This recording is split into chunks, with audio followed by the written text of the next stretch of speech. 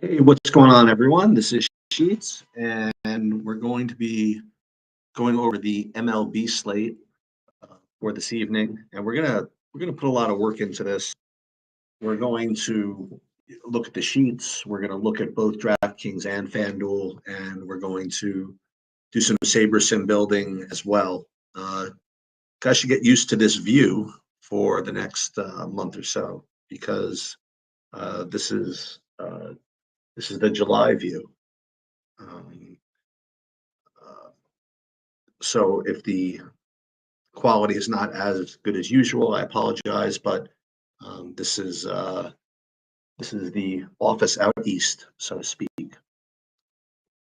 Okay. Last night was we don't need to revisit the horror that was last. Um, had a couple of good instincts with Eovaldi and the fact that Heel was terrible. And if I had stuck with those, I would have made all the money, but that's not the way it worked out. FanDuel, I did okay, but DraftKings not so much, but that's all right. We just want to kind of get into today, and where do we want to start? Let's start with DraftKings, and we're going to start with the weather. Okay, so first of all, I don't see any weather concerns, so that's actually good news. Let's share my whole screen, I guess.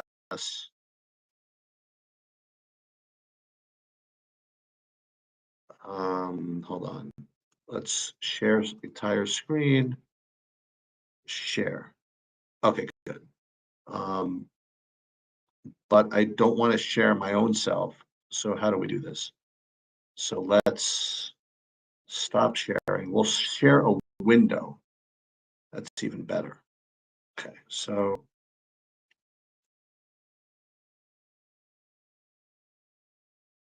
share screen, share window, and I can't really get,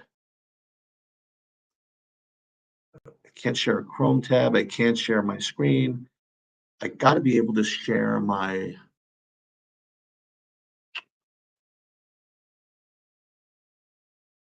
the window and then minimize this. So how do we do that? Let's share. If we shared the screen,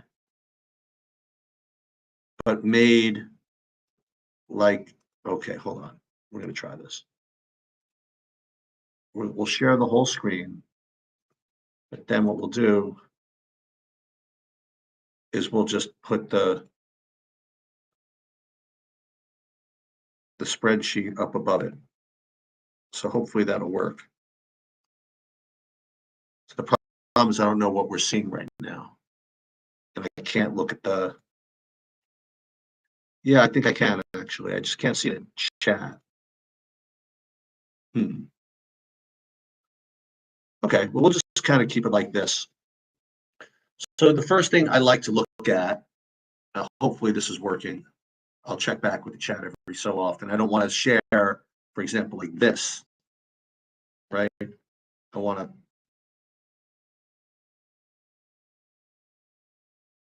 to cover that. So with any luck, this is working. So in DraftKings, when you look at the pitchers, you see Chris Sale kind of stand out over everybody else. You know, he's full 6 points higher on my value scale. And then when you kind of look at the next group, you see kind of a close, band here between Rodon, Wheeler, Gilbert, 4K Montero, which we'll have to talk about, Dean Kremer, and then Davis Daniel. And then kind of a drop to this next group. Now, I'm not saying that you can't get to any of these in 150 max, but there's definitely a difference. But here, what's interesting is you look at the ownership, and even though you have kind of a drop to these other guys, the ownership drop is pretty severe. So I would not kill you if you drop to any of these guys, honestly, if the ownership gap remains so high.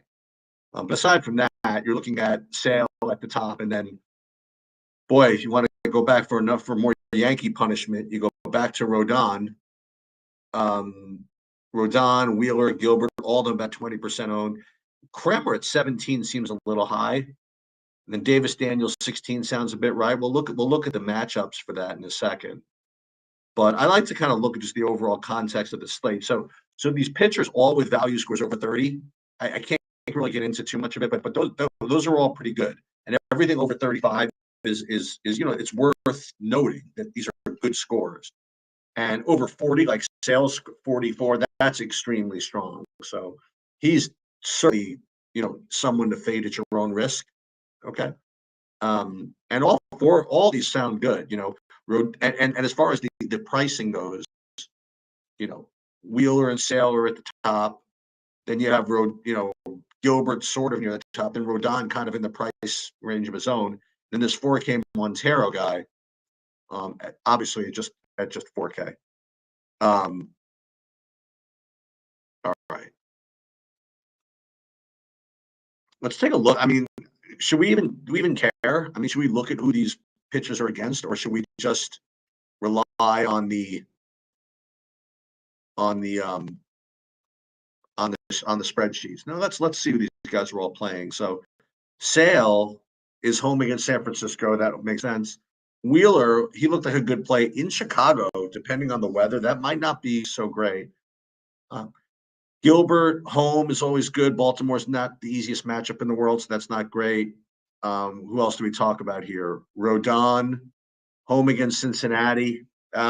Should be a good spot. But Rodon, along with these other Yankee pitchers, are pretty fishy. Davis Daniel, we talked about, and again, he's at Oakland, so I can see why he's a good matchup play there. Dean Kremer is first off the IL. That's a pretty tough thing to ask, to be first off the IL and to have a great performance.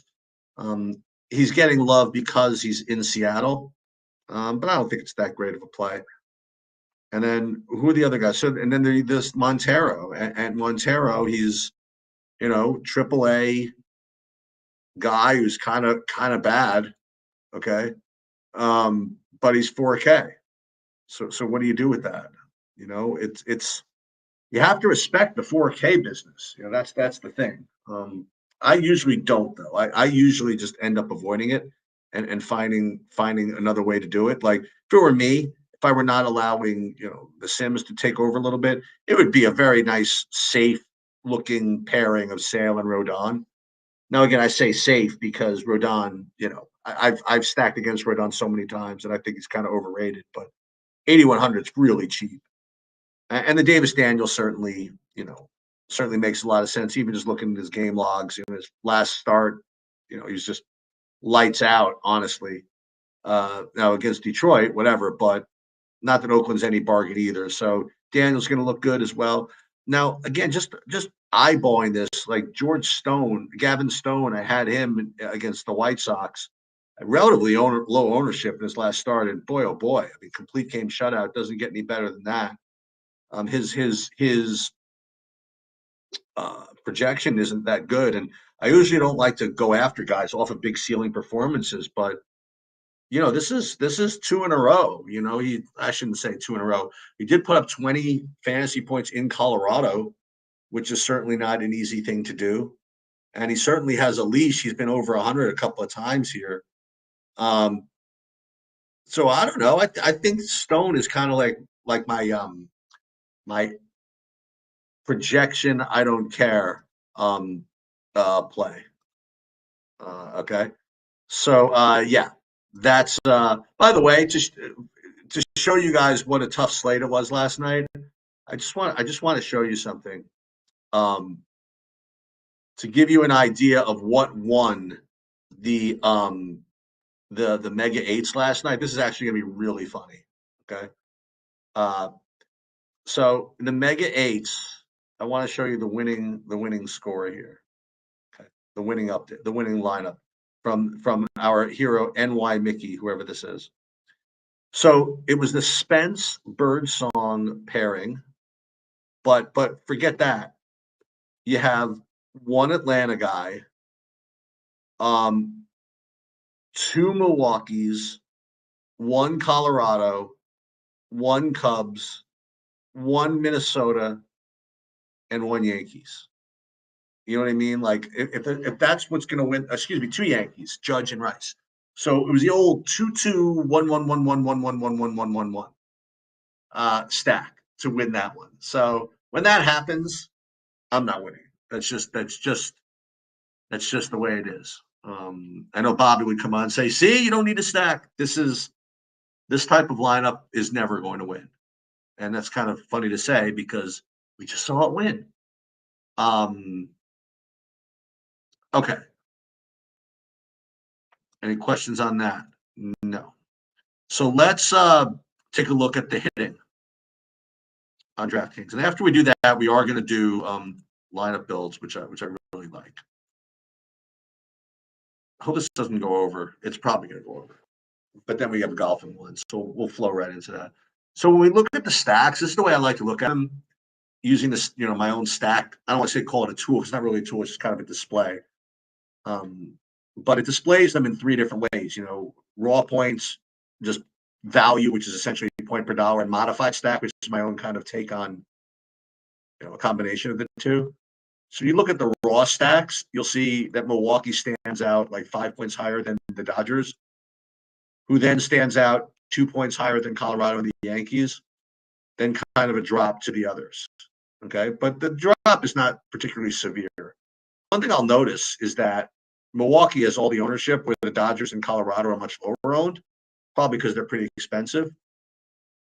Let's not look at points per dollar, but let's just look at modified stack scores and see how the ratings change. And it's still Milwaukee and the Dodgers, but then you get Oakland kind of sneaking in here, and which is kind of interesting because Davis Daniels rates to be one of the better projected pitchers on the slate. So you'll be able to get some good ownership, some good leverage by playing Oakland here against Daniels, and I think that's actually a pretty good idea. And then you have Yankees, Texas sneaks in there, but it's kind of a drop between the Dodgers and Oakland. So it's Milwaukee, Dodgers, Oakland. So when you're thinking about stacks, you're going to want to, look at Milwaukee, Colorado from that Colorado, that Coors game. The Dodgers against a guy who's actually making his first lifetime start. And then Oakland, which I think could be instinctively the sharp play because, look, their ownership is not very big. And they're against Davis Daniels, who rates to be, kind of a strong play in and of himself. So I think that Oakland could be pretty sharp here. Okay. Let's see. Any questions before we run our first build? No. So what we do, again, just to see what we're looking at here, we're going to upload the sheets as is right now into SaberSim. And build 5,000 lineups.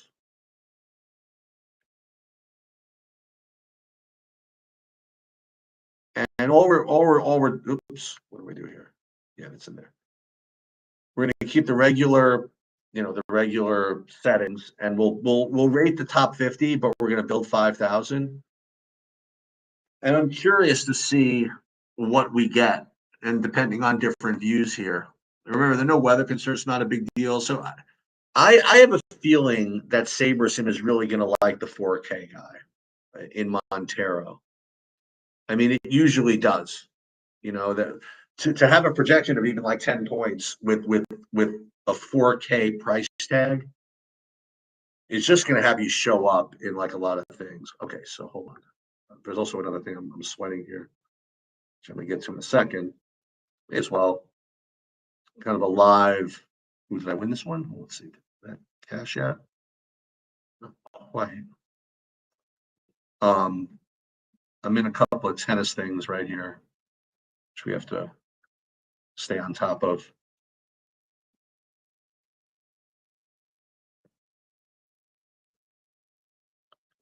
I have to do a hedge as well. I'm going to think about how to do that. All right, so I'm going to show you like real-time struggles about what to do here. Okay, so first let's do the let's look at the SaberSim builds. Hide this thing. So without any changes, the stacks we'd be getting the most exposure of are actually nobody that we mentioned.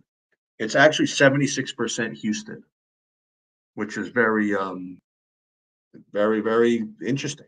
Would I play 76% Houston? Probably not, but and that's why I do think that SaberSim is very, very useful in baseball, because I'll show you, by the way, I did this a little bit last night. It's important to know what you're looking at here.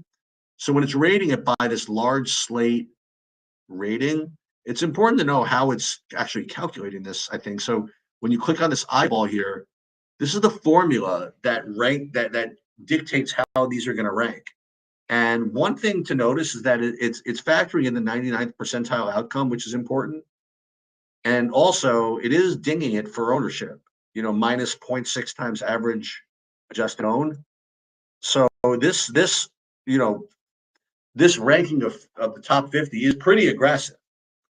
So, would I play 76% Houston? Probably not, but depends on my mood. It's possible. As far as pitching goes, let's take a look.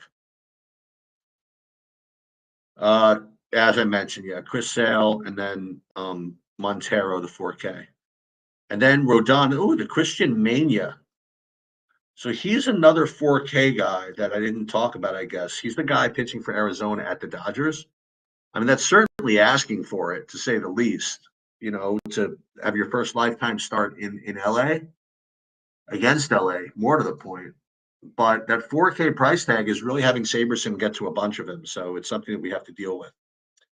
Davis Daniel, not as popular as I thought.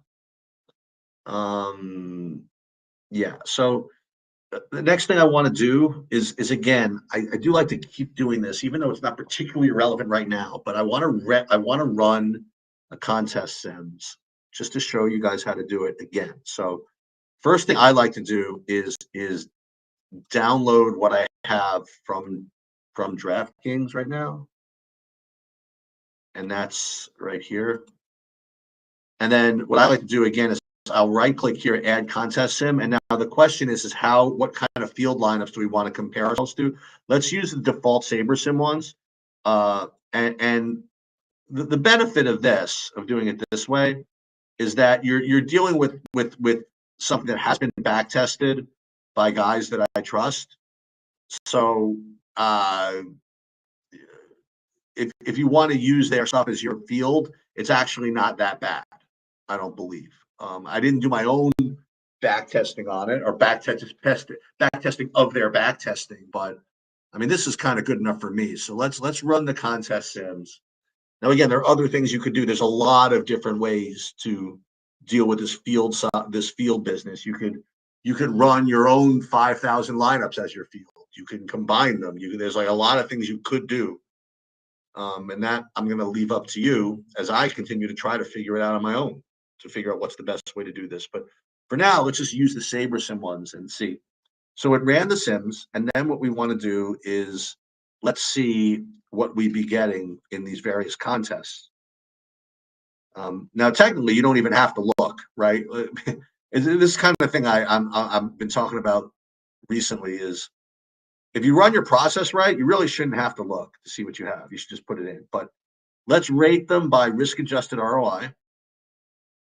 Okay. And then you could just put them in without looking, right? Or you could just take a look to see. So I'm actually kind of curious to see what I got out of this. So that would be these in here. So as far as team stacks, when you run the sims, it's actually 80% San Francisco. And the reason for that is because, Sale is going to be extremely popular. And this type of setting and using the sims is going to get you a lot of leverage against them. Okay.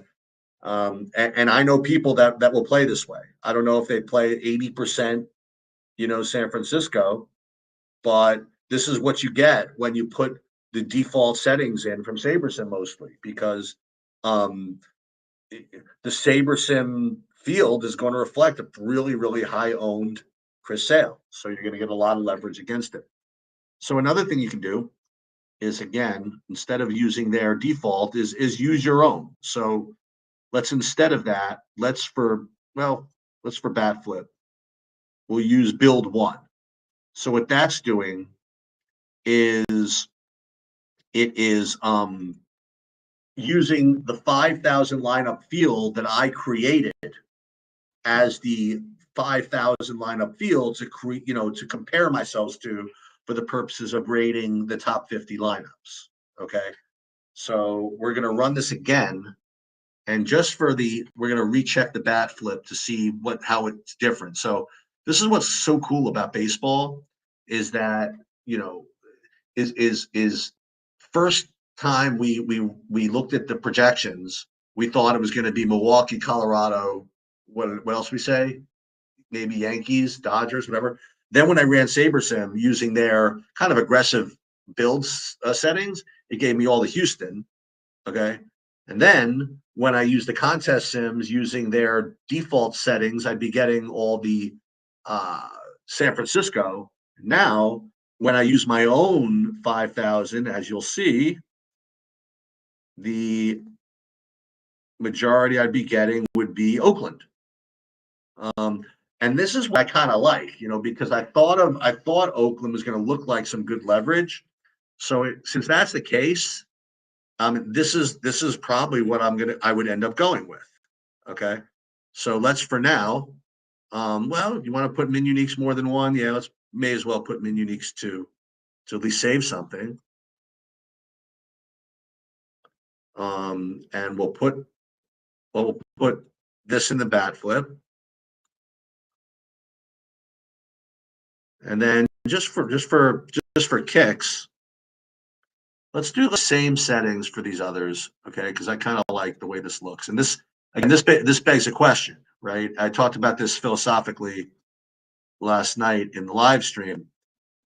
Is the purpose of SaberSim to help you get what you want, right? I mean, because I can make, as you're seeing, I can make SaberSim work for me. If I really want to get those teams, but I want, some decent lineups, I'll just keep running different sim settings until they give me what I want. And I could do that. And that's, of course, extremely biased, right? If I'm trying to make a tool do what I want it to do instead of what it maybe wants to do on its own. So let's just take a look and see. So like the walk-off home run with these new settings, Angels against Oakland, for example. Again, I'm not going to really criticize the process here. We'll use this in both the walk-off home run and the ball 4. And then in the single entry, we'll take a look. Boom. And this gets all the Oakland. Makes sense to me. And then in the bat flip, we will go here, risk-adjusted ROI. And again, we really shouldn't even care of who we have, but Oakland, Toronto, Yankees, whatever. So we'll put those in to start. And this is the process for me. Again, it's not the end process because it's 100 hours till post time and everything's going to change, but this is what I do. And I think that for this slate, I think this is an example of approaching things, trying to get what you want, I suppose. Okay. Yeah, Sean, I don't blame you. This is pretty boring.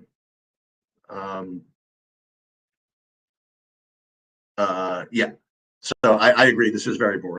This is what DFS is, I think, to me. It's interesting to me. I'm trying to present it in a decent way, though. Anyway, yeah, Bobby's not here today. AJ, apologize for that. Let's take a look at FanDuel. We'll do the exact same thing for FanDuel. And let's just take a look. First, take a look at the projections again. And according to my projections in FanDuel, again, it's Sale, pretty healthy edge over everybody else, even though he's 11-3. And then you have basically everybody else off the board. Like Rodon is only 10% owned. I think that's extremely strong, actually. And pretty much all these guys are pretty good. I don't know if I'm going to play Fest, but he's only 3% owned. I mean, if you really want to be process oriented, you might try this, but it's probably something like Chris Sale again, because when you and Rodon, because when you look at FanDuel pricing, it lets you get what you want pretty easily. Milwaukee is going to look like a very strong stack, and then you see a drop to Yankees, Dodgers, Minnesota, Colorado, and then when you look at even raw points again, Milwaukee. Now it's funny. This is like the third time we've mentioned this: Milwaukee, Dodgers, Yankees, whatever. But you'll also notice that we've never actually gotten to these teams when we built, and that's what again. This is what makes, I think, MLB really cool. It's not like the NBA. The NBA, you kind of have to play the good plays. Baseball, you just kind of don't because the way results distribute is just, I don't want to say random, but it carries so much variance that you have to kind of embrace that. So let's do a FanDuel build. We'll do the exact same thing.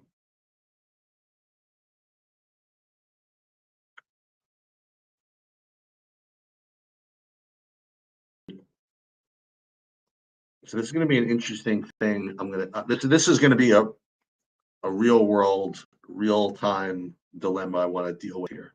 So as this is building, I want to fire up the FanDuel Sportsbook, and I'll show you why in a minute. FanDuel, I want just the Sportsbook. Sportsbook. Can I get in here? Let's see. It might not let me because I'm in Zoom. Yeah, it's probably not going to let me. Let's just see. Hold on, let me get my notification on here. I'm going to show you what I'm doing in a minute.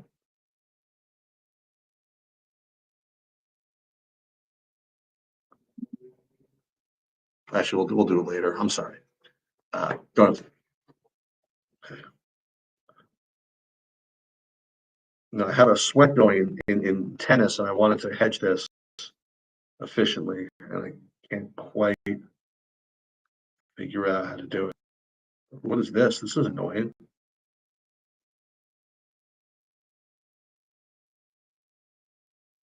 Okay.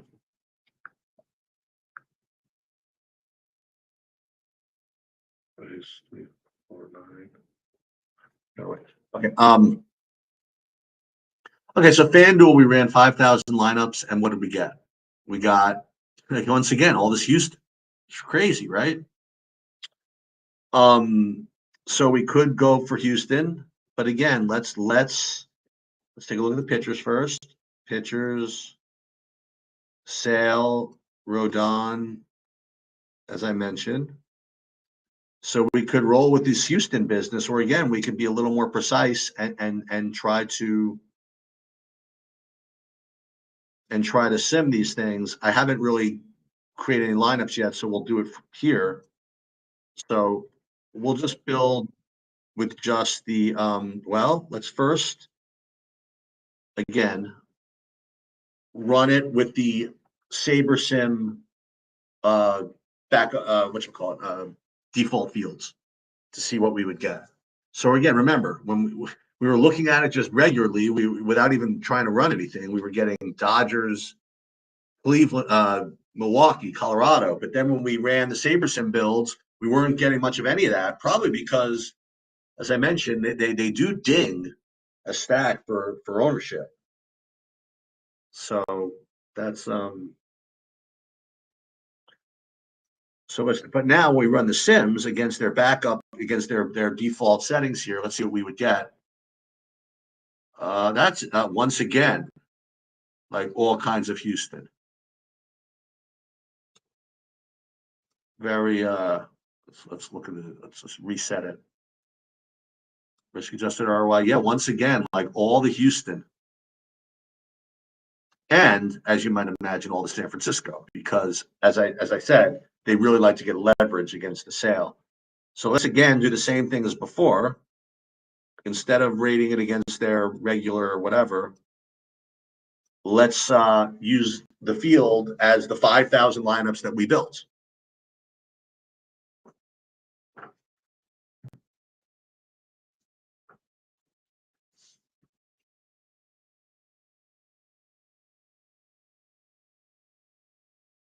And then I'm going to show you what I'm going to do on the sports book here. I want to give myself what's my code? Hold on. I'm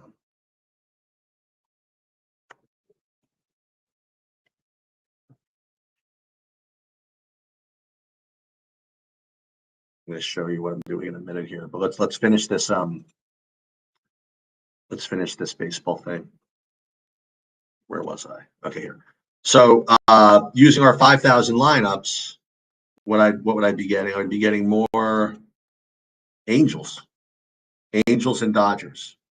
So as I mentioned, there's a couple of ways you can go here, but none of them really include what could be quote unquote the best plays. So this is what you have to embrace in baseball, is that difference between what is the best plays just kind of like in a vacuum and what are the best plays kind of, that you actually have to play. All right, so I want to show you guys something. This is like literally bonus coverage that that I think you may or may not find this interesting. All right, so I'm in this satellite here for a seat in the King of the Baseline. Now it's a multi. They're paying a bunch of spots. They're paying 5 spots here. Okay. So I have to get from 8th up to 5th.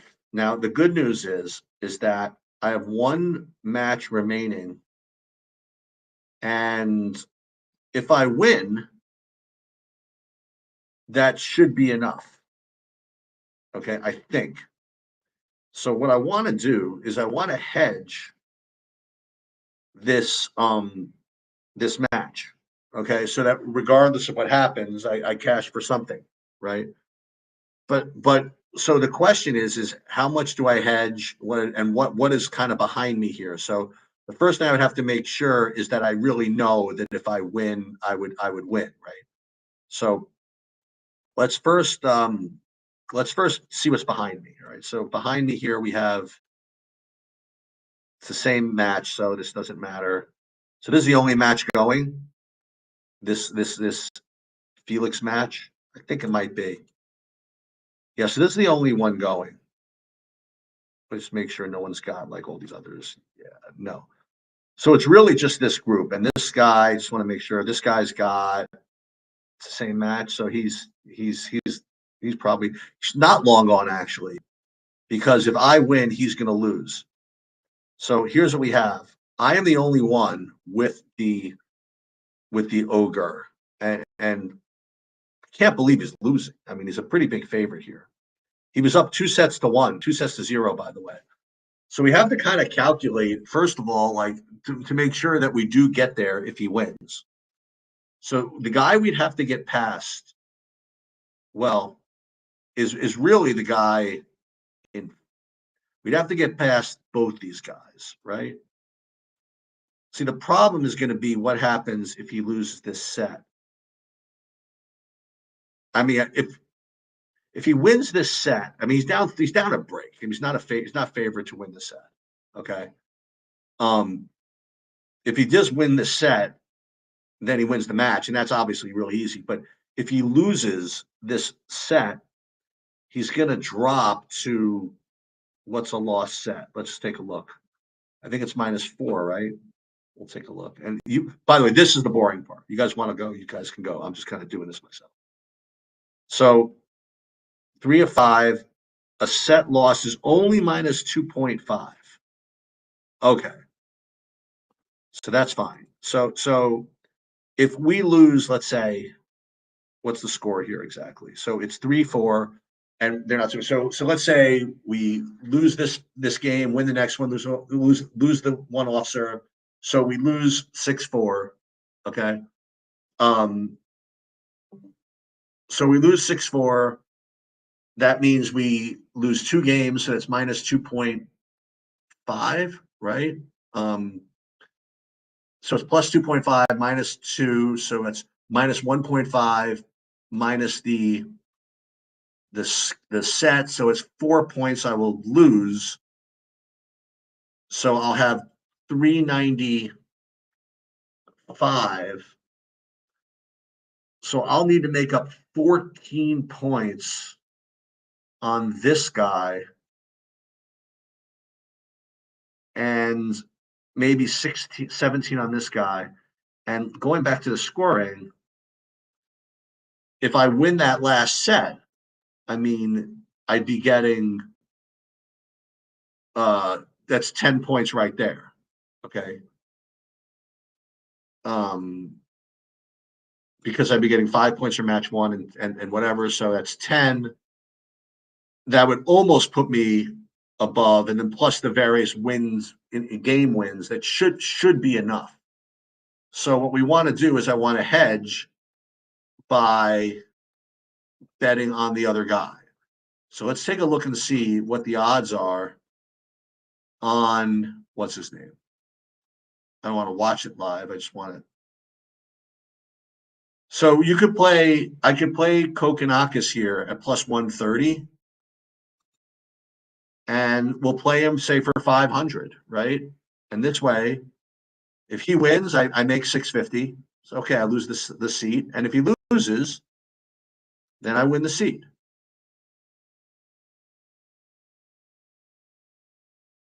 Is it going to let me bet this?